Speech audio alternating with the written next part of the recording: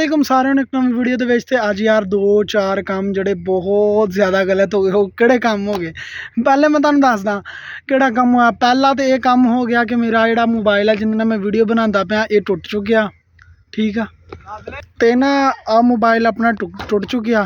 ठीक है उस तो बाद आप पहले तेल की वीडियो बनाई तो मैं नहीं पा सकिया तो हुण मैं बनाई आ। तो हुण अपना जिहड़ा ट्रैक्टर है ना 135 मैं ना तेल लदन दिया सीगा। ठीक है तुहाडे सामने तो ये आ गया जी गारे च। ट्राली ऐ जा रही है तो ट्रैक्टर सीधा जा रहा। तुहानूं चेक कराना, चेक करो ट्राली ऐ जा रही है तो ट्रैक्टर आ सीधा वा। तुसीं चलाओगे ट्राली ऐ जा रही है वीडियो नहीं स्टार्ट हुई। ट्राली इधरों ऐ जा रही सी ट्रैक्टर ऐ जा रहा। आ काम बनी और निक्के मुंडे दे काम चेक करो किद्दां भजांदा पिया। पैर थल्ले लगदे नहीं गे तो भजाई जांदा। चेक करो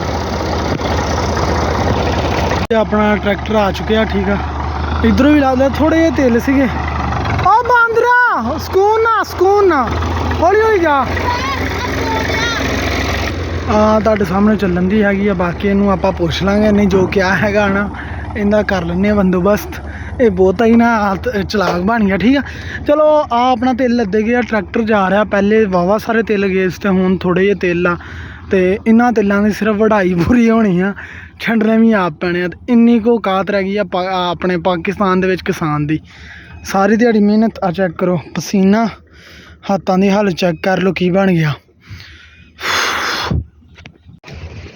बई आ सामने अपनी मोटरसाइकिल आंदे हुए ना इंदा टुट गई तार वो भी क्लच वाली हुण वो चेंज करवा रहे हैं। भाई हुण इंजन का तेल सील चेक करते हैं तो वही चेक करते हैं तो बैठे हुए हैं। हालात थोड़े जे इदां दे हो गए अपनी मोटरसाइकिल ना सामने तुहाडे मोटरसाइकिल रेडी हो चुकी है तो रस्सा तार कोई आ ये पवाई आपां। चलो देखते हैं